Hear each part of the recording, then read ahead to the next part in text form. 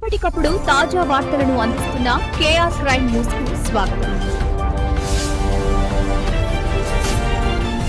Welcome to KR crime news. Palnadu జిల్లా rape కేసులో నిందితుడిని అరెస్ట్ చేసి కోర్టులో హాజరుపరిచిన మాచర్ల టౌన్ పోలీసులు.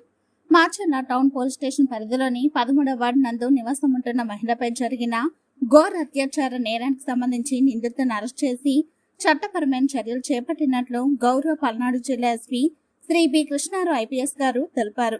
ఈ సందర్భంగా చట్ట వ్యతిరేక మరియు అసాంఘిక కార్యకలాపాలకు పాల్పడే వారిపై కఠిన చర్యలు తప్పవని హెచ్చరించారు. సుమారు తేదీ 2/4/2026 సుమారు మధ్యాహ్నం 3:30 నుండి 4:30 మధ్యలో ఫిర్యాది తన ఇంటిలో ఒంటరిగా ఉన్న సమయంలో గుర్తు తెలియని వ్యక్తి ఇంటికి వచ్చి నీళ్లు అడగగా ఫిర్యాది నీళ్లు తీసుకుని రావడానికి ఇంటి లోపలికి వెళ్ళినప్పుడు ఆ వ్యక్తి ఆమె వెంట వెళ్లి ఆమె జుట్టు పట్టుకుని నోరు మూసి కత్తితో బెదిరించినట్లు, అనంతరం ఆమెను బట్టలు తీసివేయమని బెదిరించగా భయంతో ఫిర్యాదు బట్టలు తీసివేసినట్లు, గుర్తు తెలియని వ్యక్తి ఆమెపై అత్యాచారం చేసి ఆమె నోరు మూసి దారుణంగా దాడి చేసి ఆమె చేతులు కాళ్ళు చున్నితో కట్టి బెదిరించి అక్కడి నుండి పారిపోయినట్లు ఫిర్యాది మరొక వ్యక్తికి ఫోన్ ద్వారా సమాచారం ఇవ్వగా సదరు వ్యక్తి తన స్నేహితులకు సమాచారం ఇవ్వగా వారు సంఘటన స్థలానికి చేరుకుని ఎదురింట్లో ఉన్న ఒక మహిళ సహాయంతో బాధితురాల్ని రక్షించి 108 అంబులెన్స్ ద్వారా మార్చర్ల ప్రభుత్వ ఆసుపత్రికి తరలించి ఆమెకు చికిత్స అందించి డిశ్చార్జ్ చేయడం జరిగింది.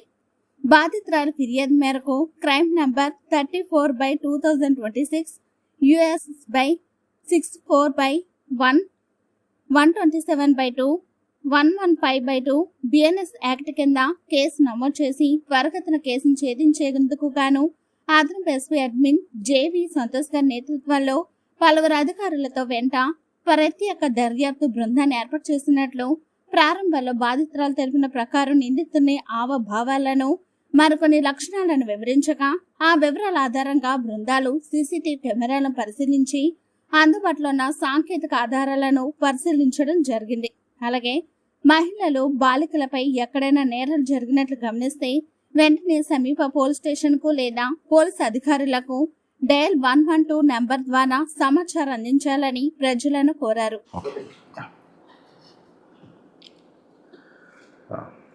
అందరికీ నమస్కారం. So this press meet is regarding the recent ఒక మాచర్ల టౌన్ పిఎస్ లిమిట్స్లో ఒక ఇన్సిడెంట్ చోటు చేసుకుంది. సో దానిపైన this particular press meet. So మనకి 2nd ఏప్రిల్ 2026 రోజున ఒక ఇన్సిడెంట్ జరుగుతుంది. సో ఆ ఇన్సిడెంట్ పైన ఒక విక్టిమ్ మనకి ఇచ్చిన స్టేట్మెంట్ మేరకు ఒక కేసు మనం రిజిస్టర్ చేస్తాం.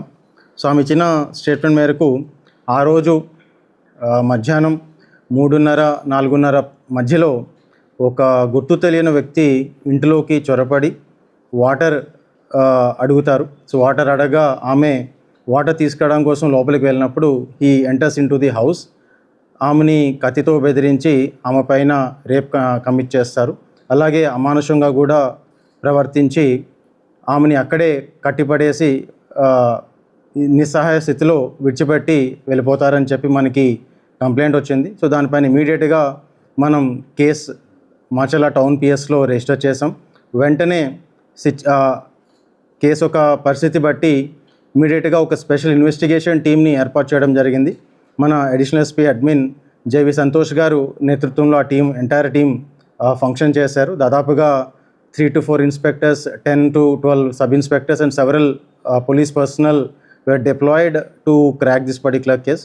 సో ఈ కేసులో ఫర్దర్గా మనకి వచ్చిన ఆమె మనకి ఇనీషియల్గా కొన్ని డిస్క్రిప్టివ్ ఫీచర్స్ చెప్పారు. ఎవరైతే ఆ గుర్తు తెలియని పర్సన్ ఉన్నారో ఆయన ఒక స్కల్ క్యాప్ వేసుకున్నారని చెప్పి, అలాగే ఒక మెరూన్ టీషర్ట్ వేసుకున్నారని చెప్పి, అలాగే ఒక పర్సన్ ఒక భావాలు కూడా చెప్పడం జరిగింది. సో దాని మేరకు మనకు అక్కడ చుట్టుపక్కల ఉన్న సీసీటీవీ కెమెరాస్ అలాగే టెక్నికల్ ఎవిడెన్స్ మొత్తం కూడా చాలా డీప్గా అనలైజ్ చేయడం జరిగింది. సో దీంట్లో చాలా ఎక్స్పర్ట్స్ని వాళ్ళని కూడా సంప్రదించి ఈ యొక్క కేసుని ఛేదించే విధంగా ముందుకు తీసుకొని వెళ్ళడం జరిగింది. సో మన దీంట్లో చాలామంది సస్పెక్ట్స్ కూడా మనకి వస్తూ ఉన్నారు. So each and every suspects కూడా చాలా సిస్టమేటిక్ మేనర్లో వాళ్ళని విచారించి వాళ్ళ ఒక రోల్ దీంట్లో ఉన్నదా లేదా అనేది మనం రూల్ అవుట్ చేసుకుంటా వన్ బై వన్ చాలా డీటెయిల్డ్గా డిఫరెంట్ టీమ్స్ డిప్లాయ్ చేసి ఇన్వెస్టిగేషన్ అనేది దీంట్లో కొనసాగించాం. సో దీంట్లో మనకి ఇదే కాకుండా కూడా అక్కడున్న సీసీటీవీ ఫుటేజ్ బట్టి, టెక్నికల్ ఎవిడెన్స్ బట్టి ఆపర్చునిటీ యాంగిల్లో కూడా దీన్ని ఇన్వెస్టిగేట్ చేయడం జరిగింది. అంటే ఆ అఫెన్స్ చేసే ఆస్కారం ఎవరెవరికి ఉండొచ్చు ఒక మనకున్న ఎవిడెన్స్ బట్టి. సో దాంట్లో కూడా కొంతమంది సస్పెక్ట్స్ మనకి వచ్చున్నారు. సో వాళ్ళని కూడా 1 by 1 మనం రూల్ అవుట్ చేసుకుంటే ఒక పర్సన్ని స్ట్రాంగ్గా మనం సస్పెక్ట్ చేసి ఆ పర్సన్ని మనం డీటెయిల్డ్గా ఫర్దర్గా కూడా technical evidence and further CC cameras అన్నీ కూడా విచారిస్తే మనకి అక్యూజ్డ్ అనేవారు ఐడెంటిఫై అయ్యారు. సో అక్యూజ్ని మనం మొన్న ఈవినింగ్ ఆయన్ని పట్టుకోవడం జరిగింది. సో ఆయన విచారించగా వీళ్ళిద్దరికీ కూడా గతంలో పరిచయం అనేది ఉన్నది. ఇద్దరు కూడా ఈ సోషల్ మెసేజింగ్ యాప్ ద్వారాగా పరిచయం అయ్యి అక్కడి నుంచి లాస్ట్ మంత్ March 11th ఇద్దరు కూడా ఇన్స్టాగ్రామ్ అకౌంట్ ఒకళ్ళొకరు ఐడి షేర్ చేసుకొని అక్కడి నుంచి ఫ్రీక్వెంట్గా ఇద్దరి మధ్యన సంబంధం అంటే మాట్లాడుకోవడం ఇదంతా కూడా చేసుకుంటూ ఉన్నారు.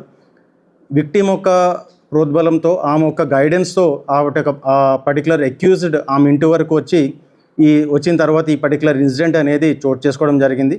ఆమె కొంచెం భయాందోళన వల్ల మనకి ఇనీషియల్గా కంప్లీట్ డీటెయిల్స్ అనేది ఆమె షేర్ చేయలేదు. ఈ యొక్క పర్సన్ని మనం నిన్న అరెస్ట్ చేసి ఈరోజు రిమాండ్కి కూడా పంపించడం జరిగింది. సో ఈ యొక్క కేసులో మనకి అక్యూజ్ దగ్గర కొన్ని మొబైల్ ఫోన్స్, అలాగే విక్టిమ్ యొక్క మొబైల్ ఫోన్ ఏదైతే మనకి పగిలిపోయినాదో ఇవన్నీ కూడా మనం రికవరీ చేసి వాటి యొక్క డేటాని ఎక్స్ట్రాక్ట్ చేసి ఫర్దర్గా అనాలిసిస్ చేయడం కోసం FSLకి పంపించడం జరిగింది. అలాగే కొన్ని ఐటమ్స్ ఏవైతే మనకి సీన్లో దొరికాయో, అలాగే డాక్టర్ మెడికల్ ఒపీనియన్స్ ఇవన్నీ కూడా దీంట్లో కొంచెం రావాల్సి ఉంది. సో వీటన్నిటిని కూడా ఫర్దర్గా పరిగణలోకి తీసుకొని ఇన్వెస్టిగేషన్ ఇంకా ఫర్దర్గా దీనిపైన కొనసాగించే విధంగా ముందుకి వెళ్తాం. సో దీంట్లో ఎంటైర్ టీమ్ బాగా అలర్ట్గా పనిచేశారు. అడిషనల్ స్పీకర్ నేతృత్వంలో entire team has done extremely well and ఈ యొక్క ఎఫర్ట్స్ని అందరూ కూడా అప్రిషియేట్ చేశారు. So that is all from my end. So if any questions please feel free to ask. Thank you.